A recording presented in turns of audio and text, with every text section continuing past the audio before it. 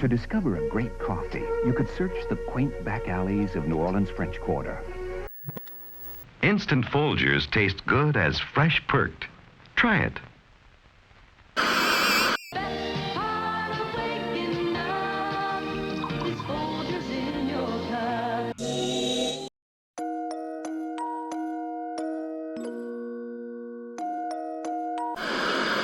Try Folgers, the mountain-grown coffee. Mountain-grown for better flavor.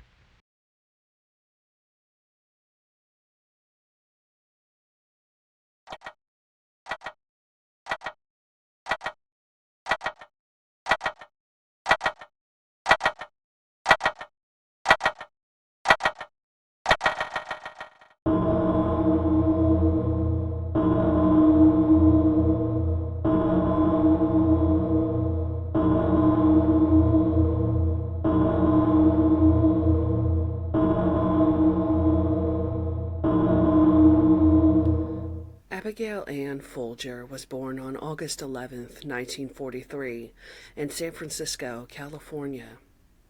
Her parents were Peter Folger and Inez Mejia Folger. Abigail was born into the Folger family, known for their coffee of the same name. An article from the Times, dated November 1943, shows that Abigail was christened at St. Mary's Cathedral at 2 months old. Her godparents were Mrs. Alexander Albert and paternal uncle James A. Folger. Peter Folger wasn't able to attend as he had been on duty in the South Pacific as he was in the military at the time. There are a few mentions of her name in the newspapers over the years. In 1946, she was a flower girl for a wedding for a family friend.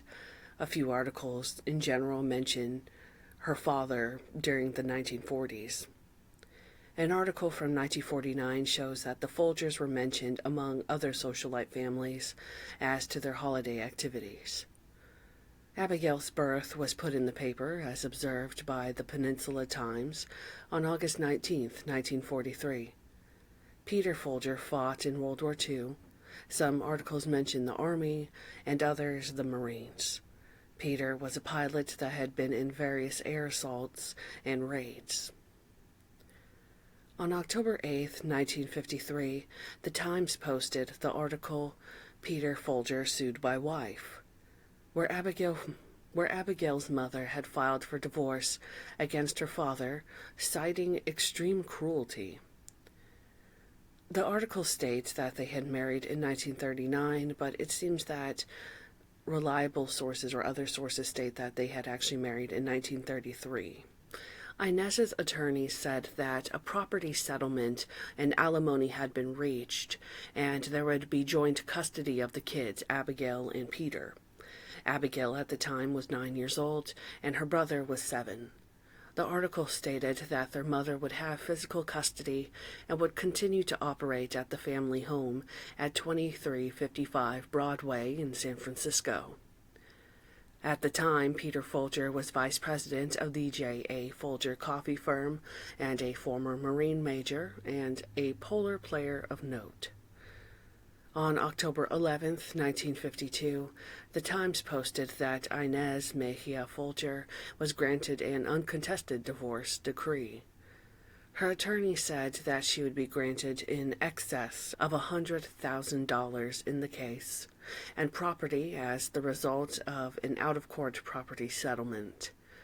The agreement also provided for $100 a month for each of their children. Adjusted for inflation, $100 would be about $1,163 in 2024, and $100,000 would be the equivalent of $1,163,183 in 2024, give or take. The Sacramento Bee posted about Peter Folger's divorce with slightly different financial amounts awarded to Inez. It also states that they married in 1933. The couple separated on March 1, 1952. Inez was granted an interlocutory degree of divorce by Superior Court Judge Albert C. Wollenberg.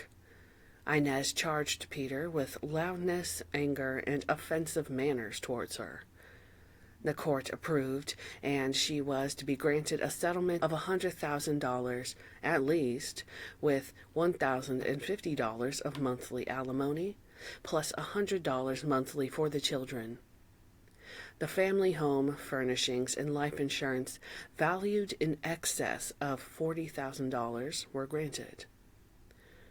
Not much, though, seems to be known about the early years in Abigail's life beyond these small bits of news.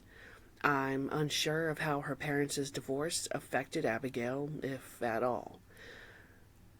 According to various sources, Abigail displayed an interest in art, playing piano, and painting. Abigail is recalled as having been a talented pianist. Somewhere during this time period, and not surprising really because she came from a rich family, Abigail became fluent in French. In 1960, Peter Folger remarried, marrying his secretary, Beverly Mather. They had a daughter together in 1961. Abigail, also known as Abby or Gibby, which has seen multiple different spellings over the years, went to Catalina School for Girls in Carmel, California, graduating in 1961. Abigail appeared in the news a bit more in 1961, mostly with articles showing off debutantes from her graduating class. She was slated to attend Radcliffe College in the fall of 1961. An article from the San Francisco Examiner dated May 29, 1964, shows that Abigail had traveled to Paris and was to enroll with the University of London that summer. She was in her junior year of college at Radcliffe during this time.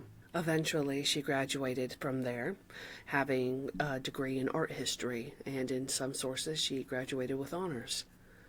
Abigail eventually went to Harvard for graduate work. A 1965 page from the San Francisco Examiner shows a picture of Abigail with a date, Eric Dorman, at a socialite gathering. The San Francisco Examiner posted on May 18, 1966, that Abigail had been living in Paris for the previous few months. She was to return home to the U.S. at the time of the article. Later that year, on November 21st, she was seen in the news again about being a part of the wedding procedures for Sheila McBean.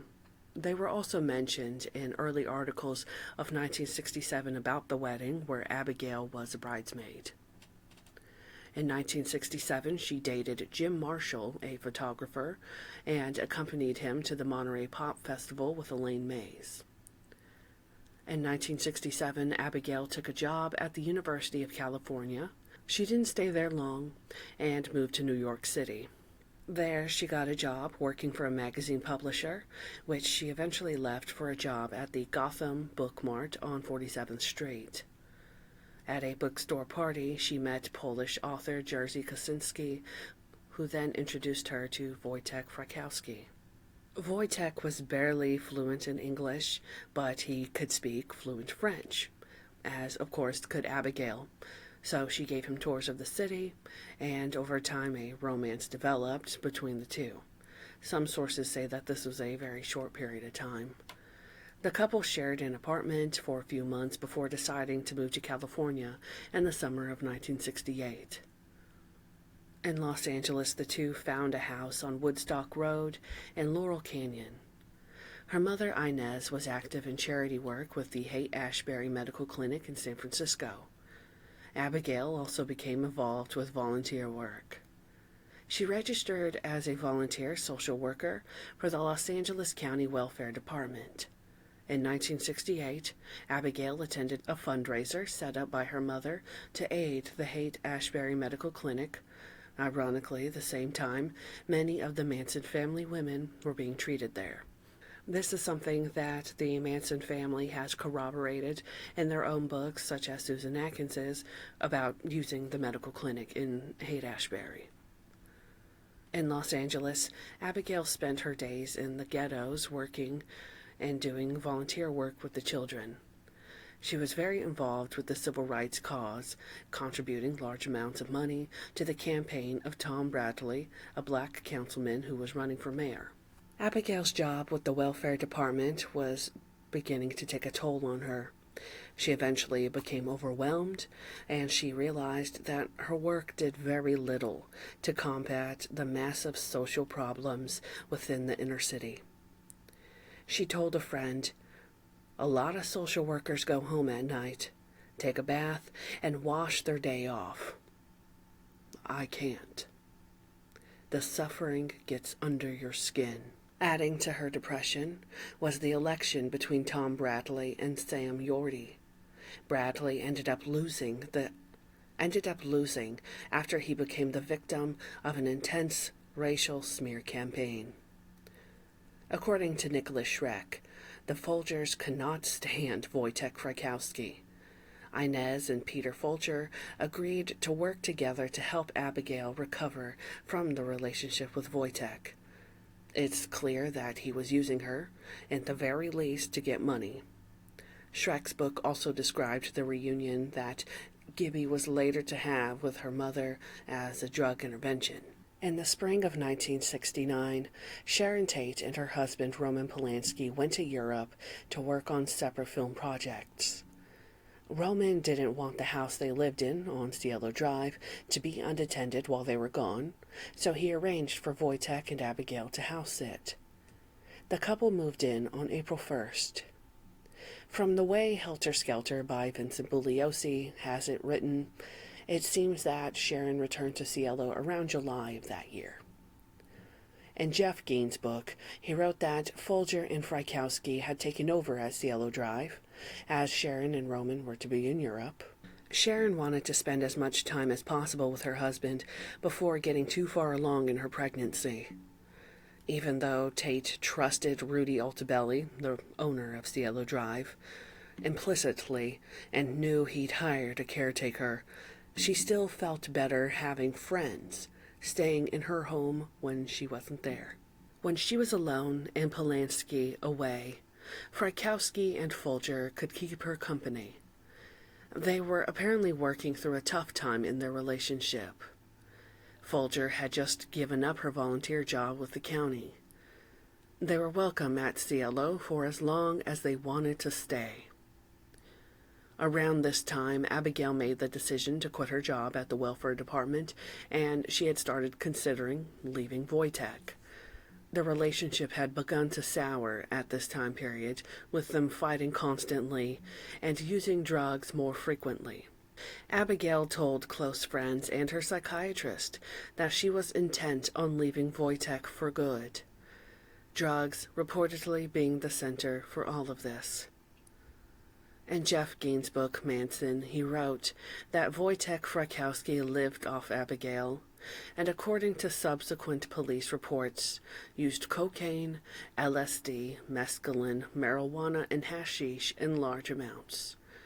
Wojtek was Polanski's oldest friend, and that made him Sharon Tate's friend too. In Helter Skelter, it was written that Abigail was disturbed with the way her relationship with Wojtek was going, and with their use of drugs, which had passed the point of experimentation. She talked about these things with her psychiatrist, Dr. Marvin Flicker. She saw him 5 days a week, Monday through Friday at 4:30 p.m., which I think says a lot that she had to go to therapy almost every day of the week. Later, police were unsure and unable to determine exactly when Folger and Frykowski began to use drugs heavily on a regular basis. Helter Skelter mentions a video that was found later that showed the dynamic between Abigail and Frykowski. It is also mentioned in the Manson file by Nicholas Schreck. It is quoted as having said, "Gibby looks tired, and a dissipated Wojtek passing a joint around seems more drunk than high." The video records the tension between the sparring couple and what Bugliosi described as an overly long, exceedingly boring chronicle of a domestic argument, documenting how a disgusted Folger, speaking in third person, castigates boorish Frykowski for his habit of coming down off his drug trips by getting drunk. Despite the monotony of the unhappy pair's quarreling, Bugliosi and Gentry tell us of two scenes in the video, as chilling as anything in Rosemary's Baby. Gibby, while serving the foursome's meal, recalled a time when Wojtek, stoned on drugs, looked into the fireplace and saw a strange shape. He had rushed for a camera, hoping to capture the image, a blazing pig's head. In the summer of 1969, Abigail helped finance Jay Sebring's new salon in San Francisco. An article seems to date this as May of that year. While keeping his original salon at 725 North Fairfax in Los Angeles, he planned to open a series of franchised shops and to market a line of men's toiletries bearing his name. The first shop had been opened in San Francisco in May, with Abigail Folger, Colonel Tate, and Mrs. Paul Tate being among those at the grand opening. The events of August 8, 1969, have been meticulously detailed in the decades since. For the sake of brevity, I will try to stick to the events that are more closely related to Abigail. I just simply cannot describe every single detail that has been put down in every book. That afternoon, on August 8th, Sharon Tate took a nap in her bedroom at Cielo. Abigail Folger, around 2 p.m., went out to buy a bicycle from a shop on Santa Monica Boulevard and arranged for it to be delivered to the house before the end of the day. Wojtek and Abigail arrived at Cielo not long after, joining Sharon and her guests for a late lunch. About 12:30 p.m., two of Sharon's friends, Joanna Patet and Barbara Lewis, arrived at Cielo Drive for lunch.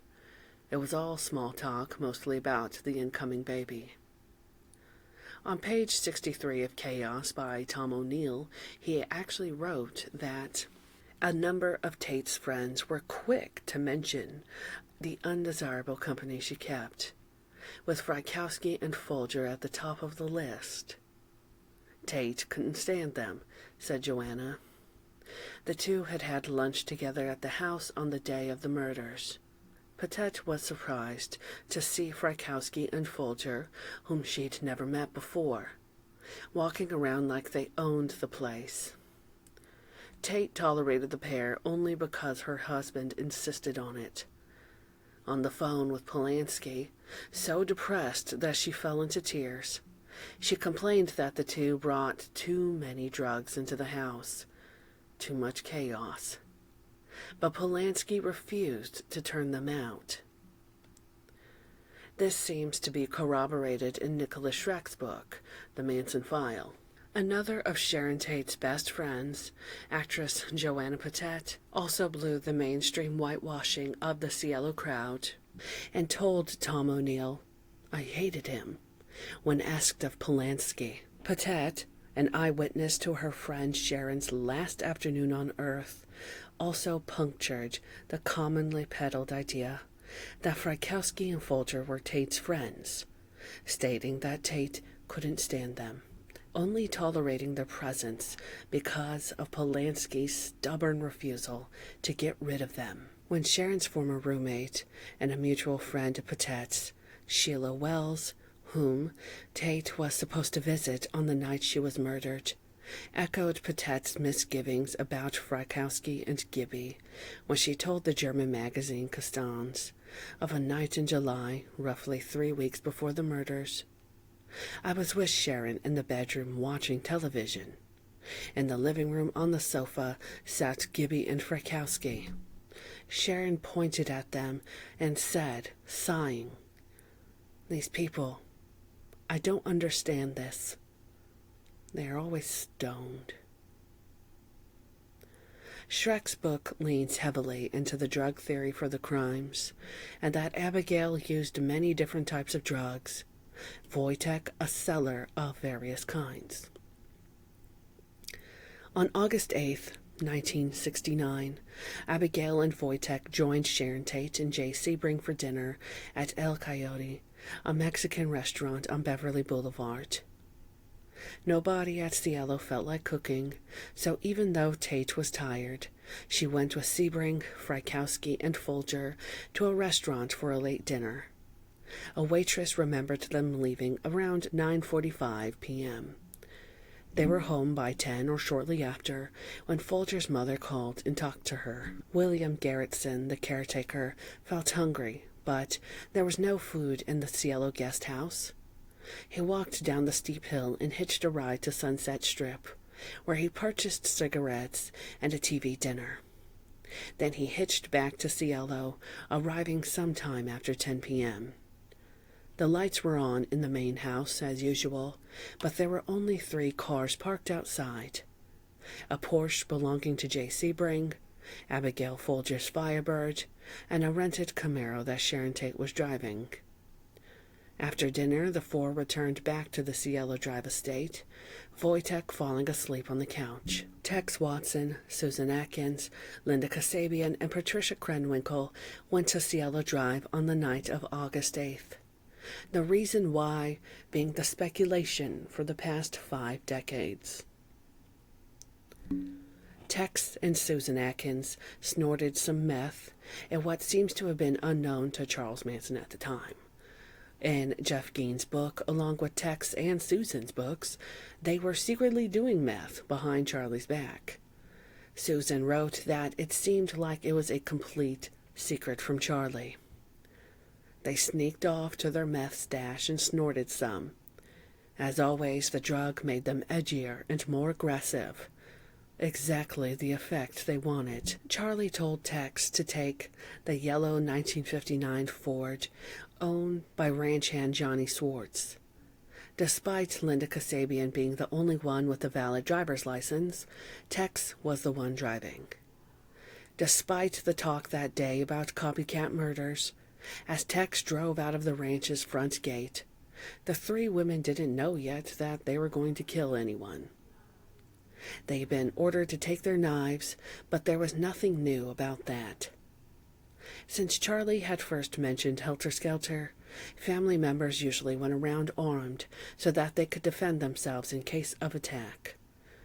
Initially, the women whispered to each other that perhaps they were going out to creepy crawl again. Once around Cielo, the intruders made their way closer to the house. Tex Watson heard a car approaching and hissed at the women to jump into the bushes. They did so, and Tex pulled the .22 he took with him out of his pants and a knife in his right hand. The person in the car was Stephen Parent, who had just visited with William Garretson at Cielo Drive. Stephen begged for his life, saying, "Please, please don't hurt me. I'm your friend. I won't tell." Tex then slashed him with the knife. Stephen Parent was cut across his left arm. Tex then either ignored or forgot Charlie's instructions to use the buntline .22 only as a...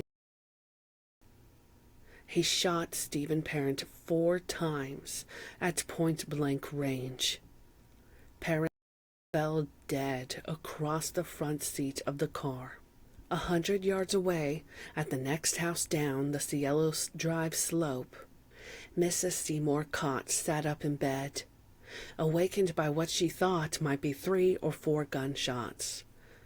But she didn't hear anything more, so she went back to sleep.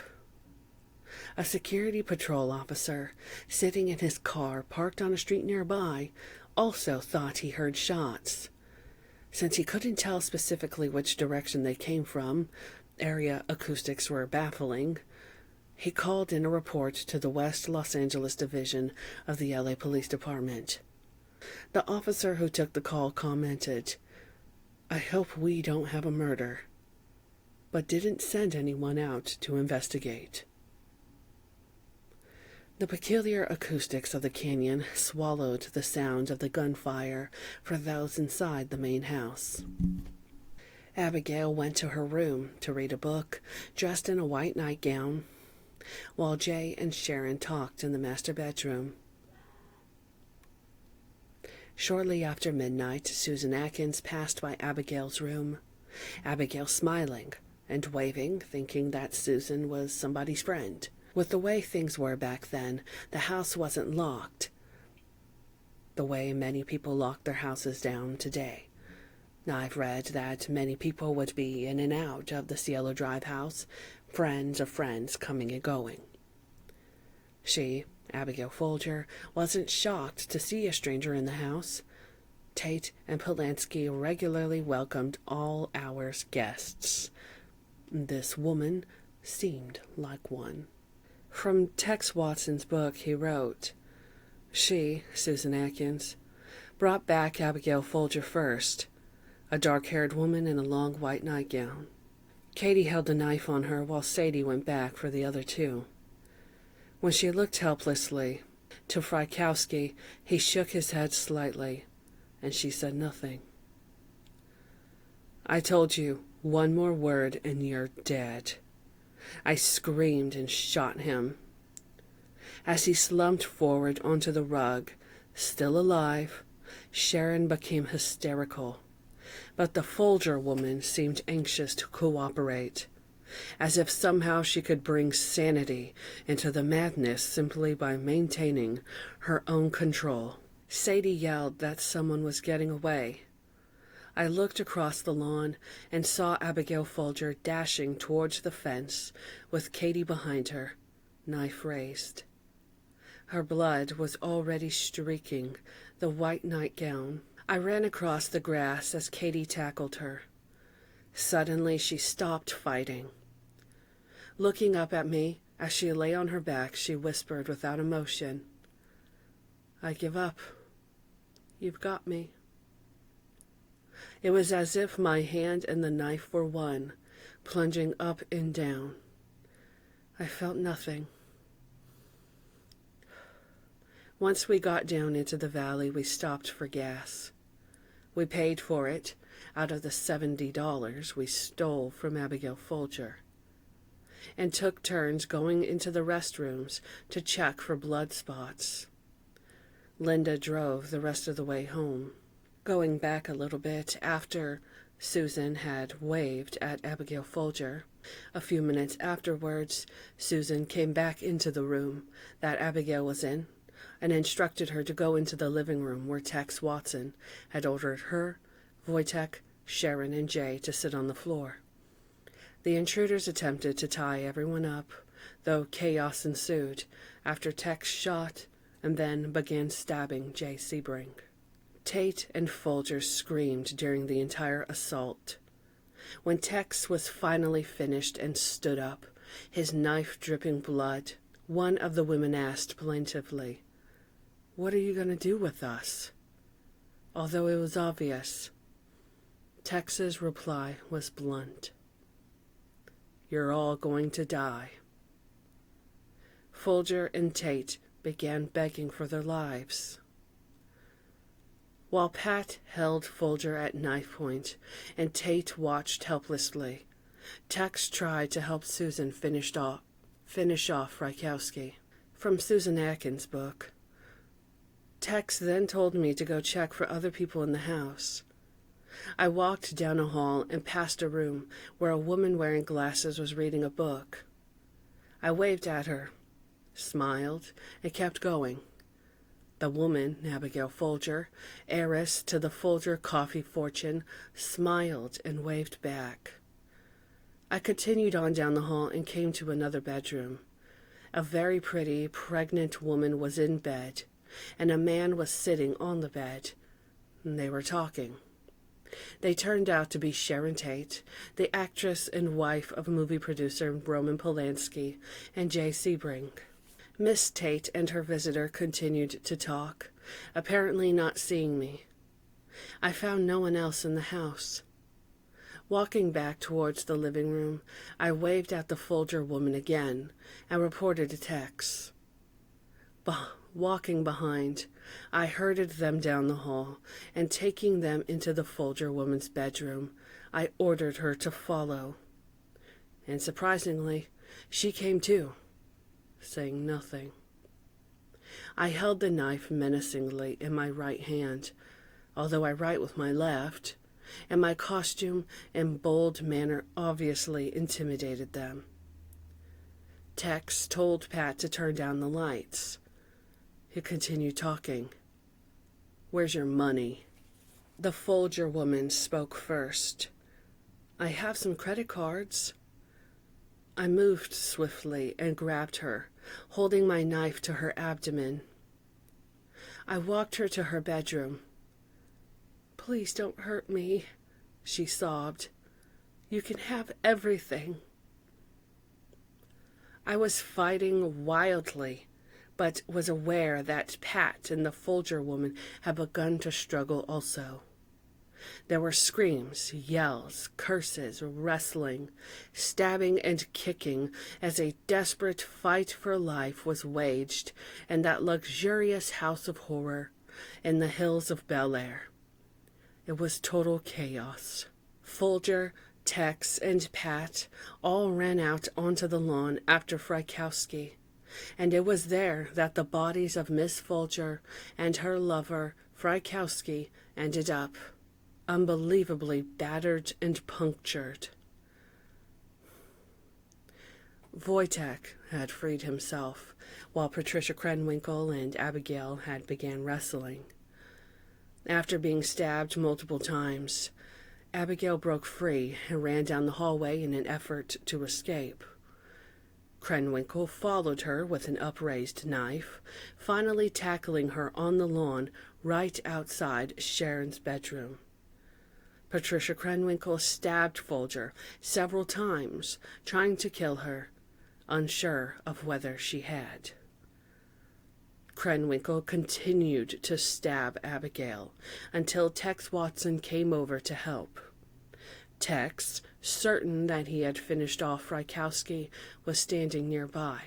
He told Patricia to go to the back house, pointing in the direction of the guest cottage, and to kill whoever was in there. For whatever reason, Patricia Krenwinkel did not completely investigate the area, unintentionally sparing William Garrettson's life. Tex Watson then stabbed Abigail Folger several more times, later writing that she was in fact alive when he had reached her. According to her killers, Abigail lifelessly pled for them to stop stabbing her, saying, "I give up. You've got me. I'm already dead." And I just want to point out how important it is in Tex Watson and Susan Atkins's books that they do not refer to these people by their names. Both Tex and Susan refer to Sharon as the Tate woman and Abigail as the Folger woman. And it was like they were too embarrassed to say their names. According to Nicholas Schreck's book, Wojtek and Abigail were finished off at a second trip to Cielo, and Abigail may have been the last of the victims to die. William Garrettson, much later, years later, would admit that he had heard and even saw parts of the crime. This was touched on in Helter Skelter, but it was almost like as if Bugliosi seemingly didn't look into Garrettson more, like he didn't want to. That's how it seemed like to me. In Nicholas Schreck's book, Garrettson is quoted as having said, "And the scream sounded like, like somebody was getting ready to get thrown into the pool. And or something. I looked through the window, and it seemed to me that there was a girl chasing a girl. I wonder what's going on, and I didn't look anymore. I didn't want to look like somebody looking out the window. I heard somebody saying, 'Stop, stop, I'm already dead.' And it didn't make sense. How can somebody be saying, 'Stop, I'm already dead'? How would they be talking if they were dead? It just doesn't make sense." Aware that she may have been seen, Patricia Krenwinkel inspected the guest house. As William Garretson is quoted as having recalled in 1999, he said, "It seemed like the handle was moved, like someone, wanted to come in. It seemed like a few seconds. Just a few seconds, and all of a sudden I heard like someone running in the direction of the main house. What's going on? And no idea. I just said, somebody's running away. Why would they be running away?" William Tennant, law enforcement, identified the man on the lawn at Cielo as Wojtek Frykowski and the woman as Abigail Folger, and the two bodies in the living room as Sharon Tate Polanski and, tentatively, Jay Sebring. Abigail and Wojtek had no property on their persons. LAPD notified the Tates, John Madden, who in turn notified Sebring's parents and Peter Folger, Abigail's father.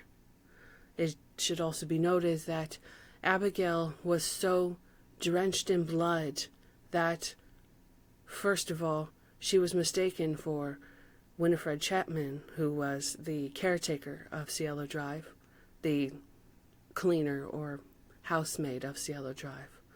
And on top of that, Abigail was also so drenched in blood that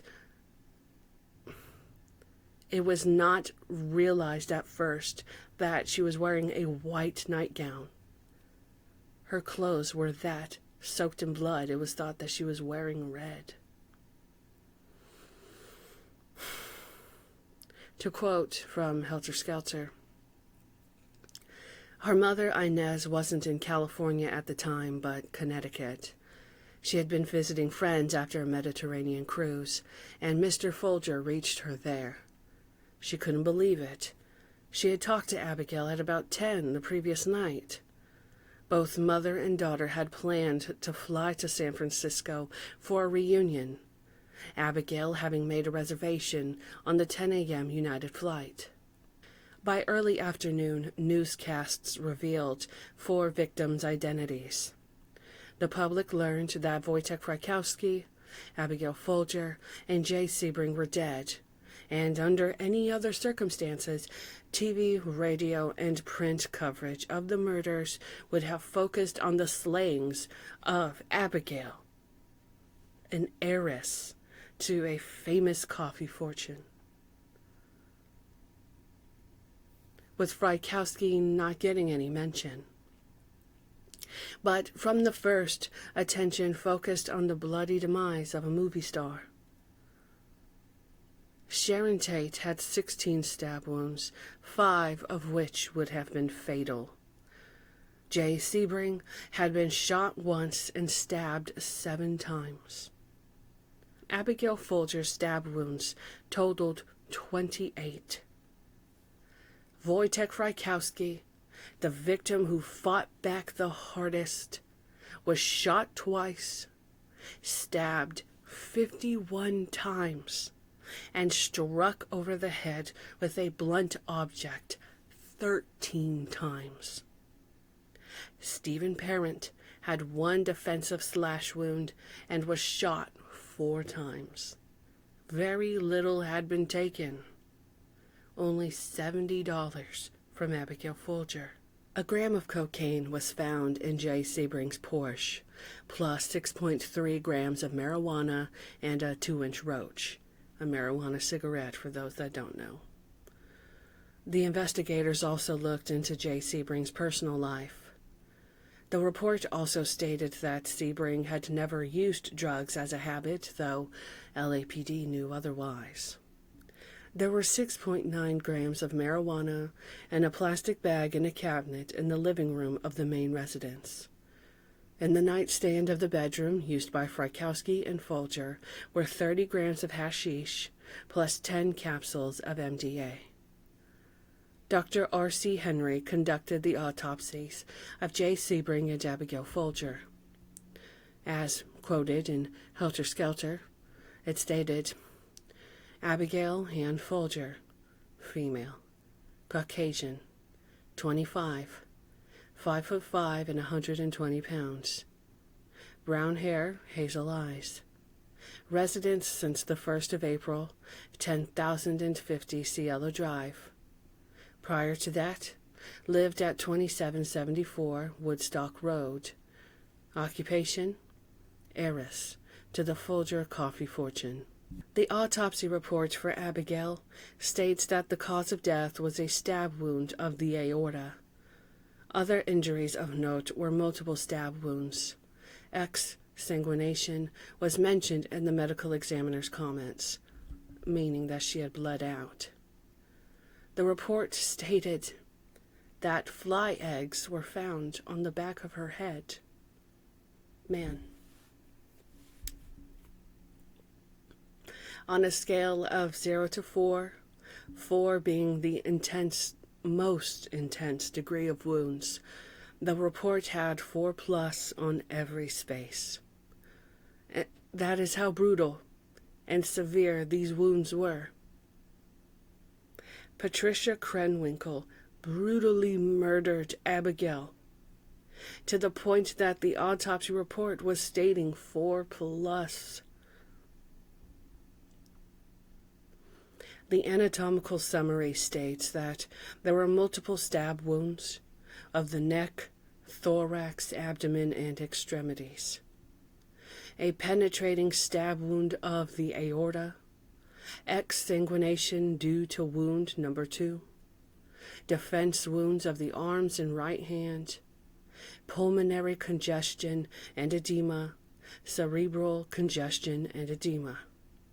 Stab wound number 2 was 1.5 inches in length, occupying the pinna of the left ear. It did not cut the cartilage, and 2.4 milligrams of MDA were found in Abigail's system.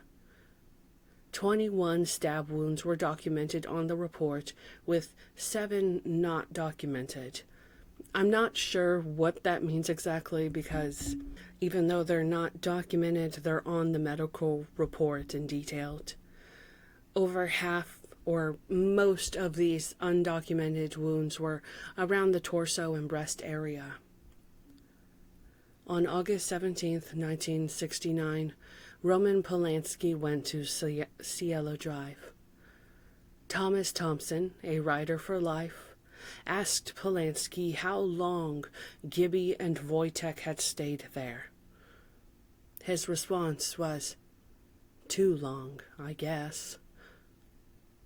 The blue bedsheet that had earlier covered Abigail Folger was still on the lawn. "Too long, I guess," was what he said. Which is funny, as other books have stated that they were free to stay as long as they wanted.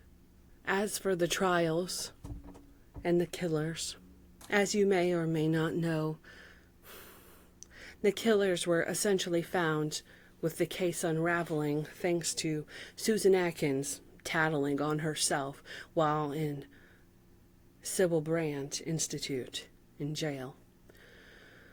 Thankfully, the killers were convicted for their crimes. Even though Tex Watson and Patricia Krenwinkel both inflicted damage to Abigail, Krenwinkel is the one typically thought of as the one that killed her. Understandably, since majority of the stab wounds came from Patricia. She is the one that chased her and presumably did most of the stabbing. The trials for Tate LaBianca have been recalled as a media circus, with over 1,000 pages, more like thousands of pages of transcripts from the main trial alone. The girls were prosecuted before Tex Watson, as Tex was still out of California waiting to be extradited. All were convicted and originally given the death penalty. Later, these sentences were convicted to life with the possibility of parole, due to the death penalty being seen as unconstitutional in the 70s. The state of California has had a troubled history with the death penalty.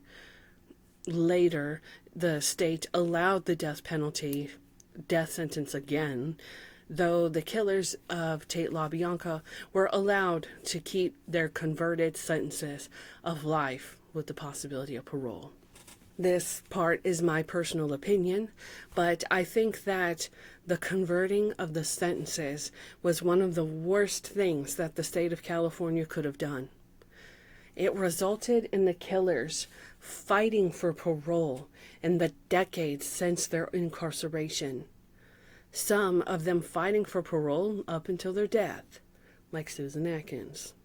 Patricia Krenwinkel has had over a dozen parole hearings since her incarceration in the 70s. She has been consistently denied parole since her first hearing in 1978. The California Prisoner Lookup seems to only list her parole hearings starting in 1982. As Krenwinkel has advanced in age, now becoming the longest incarcerated female in the United States history, the parole hearings have played more into her geriatric aspect of life. When a prisoner is above a certain age, they can request for their parole hearings to come sooner than initially planned, at least in California. Despite this, Krenwinkel has had her parole denied and reversed. As of 2024, she has a parole hearing planned in June of 2025. There is the topic of whitewashing, if you want to call it. In the decades since the murders, there's been a plethora, of course, of literature written about the motives, the victims, the crimes, the discrepancies, the lives of the killers, and the lives of the victims. Many people have felt like the lives of the victims were whitewashed in order to make them seem cleaner and more innocent than what they really were. Nicholas Schreck uses the term a lot in his findings. I think that in the first 2 or 3 decades after the murders, whitewashing was seen as necessary, as to eradicate the idea that the victims deserved their fate. In various pieces of literature, it was noted that many people believed that the victims had lived freaky. So you live freaky, you die freaky, which was applicable to the case. That the people involved were into freaky things, so it really wasn't surprising that they all ended up under such serious murders. Of course, no one deserves the brutality that people like Tex Watson and Patricia Krenwinkel inflicted on others. In Nicholas Schreck's book, he wrote that Peter Folger, Abigail's father, used his financial resources to whitewash the indiscretions of his daughter's liberal politics and pro-black activism, as he was with her funding Frykowski's fledgling drug dealing. The venerable and outwardly respectable Folger family were already embarrassed by her previous relationship with the iconic photographer Jim Marshall, foul-mouthed and aggressive drug addict she dated before taking up with the even more disreputable Frykowski. Peter Folger had contracted private investigators to look into Abigail's recent history. He had worried that his daughter was a communist and wanted to know if Frykowski was a communist spy. Schreck speculates that Peter Folger hid the fact that Abigail had met Susan Atkins in 1967 at a benefit party. Susan Atkins was a frequent patient, of course, at the Haight-Ashbury Free Medical Clinic in San Francisco, the same clinic that Inez, Abigail's mother, had humanitarian ventures with. If we remember much of the literature that says that Susan had waved at Abigail when the Manson gang arrived at Cielo, it seemed that Gibby thought that Susan was a friend. Perhaps, as Nicholas Schreck wrote or implied in his book, maybe they were friends. There seems to be an argument for the whitewashing of the friendship between Sharon Tate and the Fry and Folger couple. According to Sharon Tate's mother, Doris, who ultimately rejected the helter-skelter Melcher motif, her daughter was very concerned about something in the last weeks of her life. She wanted those people, Frykowski and Folger, out of the house. Abigail was buried at Holy Cross Cemetery in Colma, California, on Wednesday, August 13th, 1969. She was 25 years old, only 2 days away from her 26th birthday. She was buried near where she had grown up in Northern California on the San Francisco Peninsula. According to a couple of articles, Abigail left behind an estate of $500,000. Adjusted for inflation, that would be $4,292,008.20 in 2024. Her mother, Inez, is buried next to her, who passed away on July 15th, 2007, at the age of 100 years old. Abigail's father, Peter, passed away in 1980.